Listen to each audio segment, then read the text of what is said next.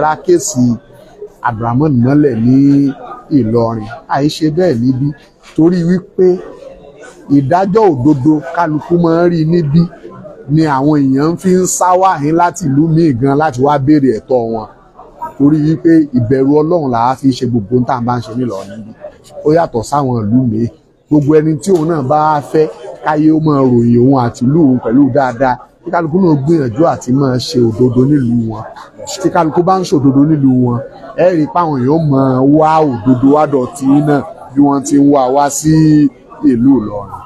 Kò fi ní sísọnù wípé ibẹ̀ ni wọ́n ń gbẹ́jọ́ lọ tẹ́lẹ̀ bá ṣẹlẹ̀ ibẹ̀ ń gbá tí kálukú mọ̀ pé táwọn bá dúró nílùú tí ìwọ tó ń sọ bẹ́ẹ̀ nígbà tó mọ̀ pé táwọn bá dúró nílùú yín àbòsí lẹ́sẹ̀ ni òjé wọn dúró nílùú yín àwọn èèyàn sì mọ̀ pé àìfọwọ́ bo òdodo lójú nílọrin kódà kó já sí pé ara wa ló bá bá wí á ṣe òun ló jẹ́ kálukú ó máa sáré wá sí ilẹ̀ yìí láti wá béèrè ẹ̀tọ́ wọn.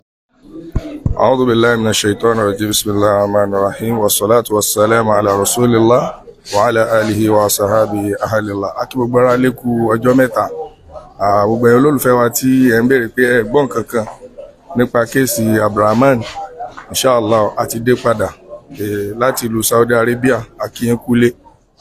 Nísìnyí báyìí a wà ní ilé ẹjọ́ gíga ti Kwara State tó fi ìlú Ìlọrin ṣe ibùjókòó láti pàdé associate professor wa lawyer Saddam a wà pẹ̀lú wọn báyìí léyìí tí wọ́n ṣe ẹjọ́ Abdulrahman tán àti àwọn tí wọ́n kó papọ̀ mọ́ lérí ikú Hafsat. Bàbá ẹ bá kí gbogbo ara lé. Assalamu alaikum wa rahmatullahi ta'ala wa barakatuh. Mo kí gbogbo ẹ̀yin tí ẹ̀ ń gbọ́ wa káàkiri orígun mẹ́rin ayé o Ọlọ́run mọ̀ wà pẹ̀lú wa o. Mo fẹ́ kẹ́ bá wa dárúkọ yín lẹ́ẹ̀kan sí. Èmi ni Dr. Fọlọ́runṣọ́ Ahmad Hussein Saddam Fagba. Ẹ dákun a fẹ́ kí gbogbo ara lè retí kí ní ṣẹlẹ̀ nípa ọ̀rọ̀ kéèsì Abdulrahman lérí ikú Hafsat nítorí wípé gbogbo èèyàn rò pé bóyá wọ́n ti tẹ ẹjọ́ náà mọ́lẹ̀ pé wọn ò gbọ́ kankan nípa rẹ̀ mọ́ gẹ́gẹ́ bí ìpè àti àwọn mẹ́sẹ̀jì tí mò ń gbà kẹ́kẹ́ fún wa ní ẹ̀kúnrẹ́rẹ́ láti ẹ̀yìn wá torí èmi ò sí nílé àwọn èèyàn sì ń retí látòrí ìkànnì wa yìí láti gbọ́ kí ni ṣẹlẹ̀ ẹ bá lè bá wa brief ẹ̀ láti bí kóòtù méjì sẹ́yìn wá. Ẹ jẹ́ kí n bẹ̀rẹ̀ pẹ̀lú pé ẹ bá wò dáadáa tí ì bá ṣe pé torí irú àwọn nǹkan báyìí ẹ̀ ń sábà ń rí mi lórí social media. I'm not a social media àfá or lawyer mi ò lẹ́yìn àwọn tó wà ń bẹ̀ ò ṣe dá o but mo wà forced àti react sí assertion kan lánàá lórí Facebook tẹ́nìkan sọ wípé àkókò mọ tí wọ́n ṣe pẹ̀lú kéésì Abdulrahman náà àgbọ̀n kankan parẹ̀ mọ́ mo á kọ síbẹ̀ wípé níjẹta ni pé tó bá fẹ́ mọ̀ nípa rẹ̀ kéésì náà ń come up ní ọjọ́ Wednesday tí í ṣe 2nd of July kódà mo describe kóòtù ń bẹ̀ ń pè ní High Court number 2 ní Kwara State kódà mo tún sọ aago tí kóòtù sì ti pa aago 9 ni ẹni tó bá ní interest láti fẹ́ wá mọ tí ń ṣẹlẹ̀ tí ò bá lè dúró de ìkankan nínú àwọn ìkànnì tí ẹ ti ń gbọ́ wà yìí wọn náà gbìyànjú tó wáyé pé ṣé Ọlọ́run ló fẹ́ ṣe kó travel wá sí Ìlọrin kó wá sí kóòtù tá a wí kó wá fojú ara rẹ̀ rí ó bẹ́tà ju kéèyàn máa sọ ohun tójú yàn ò tó lọ so mo wà forced àti sọ kíní yẹn sórí social media níbẹ̀ ṣùgbọ́n gẹ́gẹ́ bẹ́ẹ̀ ṣe béèrè eléyìí tí a jòkó lé nìyí òun ni ìjókòó ẹlẹ́ẹ̀kẹfà tí High Court yóò sit lórí kéèsì Abdulrahman àtàwọn yòókù rẹ̀ lónìí tá a wá jòkó ẹlẹ́ẹ̀kẹfà yìí omi ìta bá jòkó pẹ̀lú ògo Ọlọ́run ìdájọ́ lókù tá a gbọ́ níbi tí Ọlọ́run kún wa lórí kéèsì náà dé ó rí àgan in fact láti bí ogún ọdún àtàbọ̀ tá a ti ń ṣiṣẹ́ tèmi ti ń ṣiṣẹ́ lọ́ọ̀yà yìí bọ̀ eléyìí làkọ́kọ́ rí criminal case tó serious báyìí tí ó yá tó báyìí ó yá púpọ̀ torí in fact ní àwọn ọjọ́ mélòó kan sẹ́yìn tí ẹ béèrè yẹn nínú àwọn interview tí mo grant mo ní láti ṣàdúrà fún ọ̀gá wa adájọ́ tó ń gbọ́ ẹjọ́ yẹn òun ò fi ààyè ràkàtíà kankan kalẹ̀ tí kì í bá ṣe pé tìtèmí tó jẹ́ bí ọ̀sẹ̀ méjì àbí nǹkan kan ọ̀sẹ̀ là ń gbọ́ kéèsì yẹn láti jọ́ tó ti bẹ̀rẹ̀ títí tó fi di èmi nítorí jẹ́ kélé yìí ó pé bí ọ̀sẹ̀ méjì àtàbọ̀ náà ni pé àwọn agbẹjọ́rò gbogbo olùjẹ́jọ́ àti prosecutor wọ́n ní láti lọ kọ written addresses wọn kí wọ́n exchange ẹ̀ lójú pẹ́.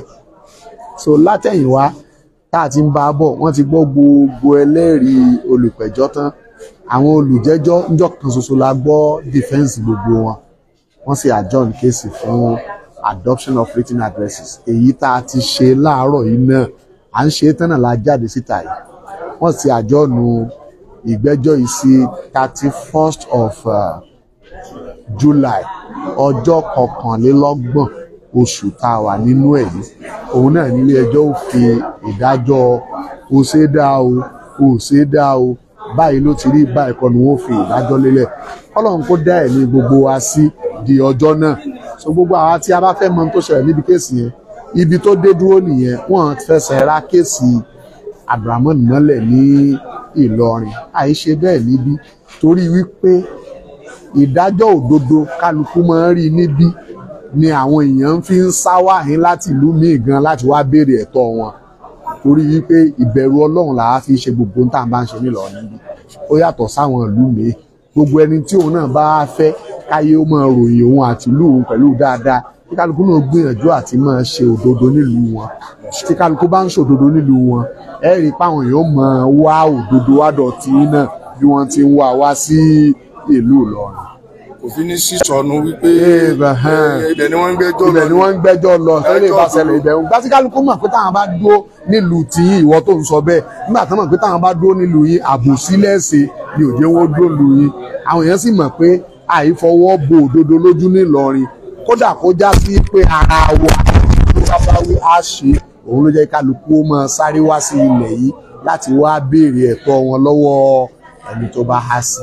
Ṣeun, adúpẹ́ fún yín. Abárẹ́rí ẹlòmíràn tó ní ìbéèrè tọ́ ẹ ti dáhùn tó kù jẹ́ tó ṣe kókó nínú ìbéèrè náà. Gbogbo ara létí pọ̀ wá àti ẹ̀sọ́ wípé ẹ̀kọ́ kankan nípa kẹ́sì Abdulrahman mọ́. Bóyá èyí tẹ́ bẹ́ẹ̀sì lórí péjì Sheikh Sakama Online TV for dáwà nìkan, bóyá ilẹ̀ involve nínú ìbéèrè òní. One more thing, ibi tó yẹ kí n ti bẹ̀rẹ̀ yẹ kí n kí aláàjì wa tuntun káàbọ̀ ni, àmọ́ kò léètì nígbà tọ́lọ́run ò jẹ́ gbà bí yẹ́yẹ́ yẹn. Gbogbo apápátá olólùfẹ́ aláàjì wa Sakama àtàwọn tá a jẹ́ ọmọ ìyá wọn tọ́jọ́ bí wa nílé kan náà kí káàbọ̀ láti rẹ̀ mímọ́. Hájì náà tẹ́ lọ ṣe, Ọlọ́run ó gbà kò ní bàjẹ́, Ọlọ́run á ṣe oore ìdùnnú fún yín lẹ́yìn hájì náà. Ọ̀làlá gbogbo àwa náà tá à ń ran kà àti lọ, Ọlọ́run ó ṣe bẹ́ẹ̀ fáwọn àwa tá a ti lọ yóò tún jálè lọ. Ọ̀làlá haúlà wala quwwata illa billahi al-aliyyil.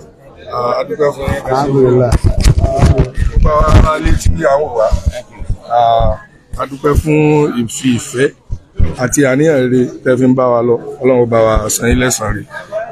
Nínú ìlú Ìlọrin tí a wà ní High Court, gbogbo àwọn èèyàn ńláńlá ni wọ́n wá fókọ́sì lórí, ni wọ́n wá sí ilé ẹjọ́ lónìí láti wá tẹ̀lé ìdájọ́ òdodo lórí bí kéèsì náà ṣe ń lọ.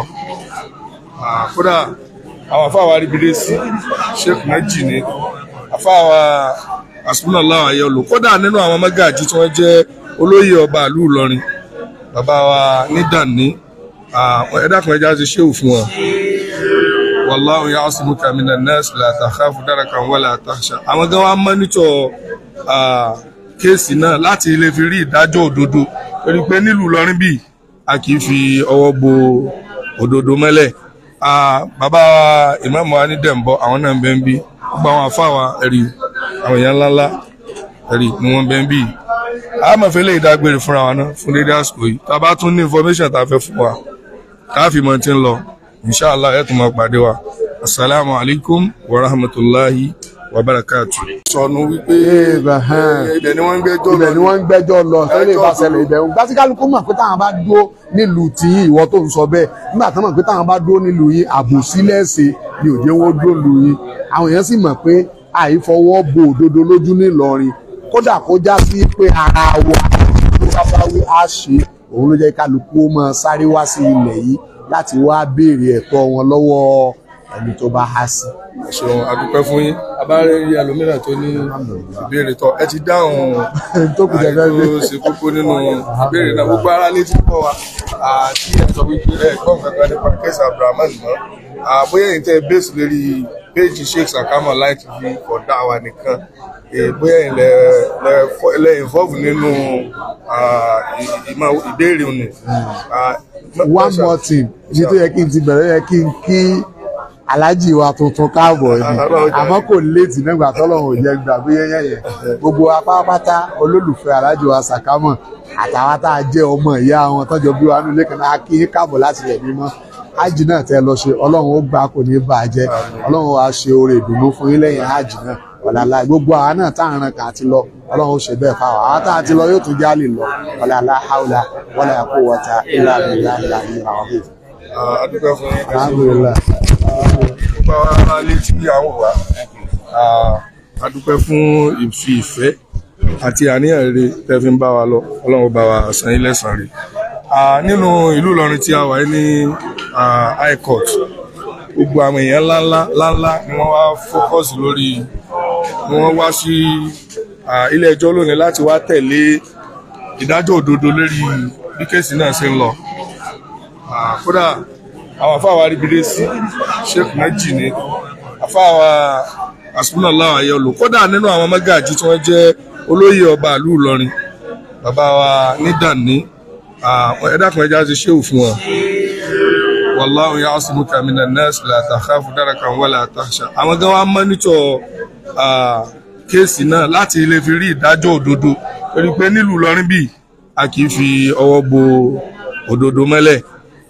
Bàbá ìmáàmù wa ní Dẹ̀mbọ́ àwọn náà ń bẹ ń bí gbogbo àwọn àfáwà ẹ̀rí àwọn èèyàn ńláńlá ẹ̀rí ni wọ́n bẹ ń bí.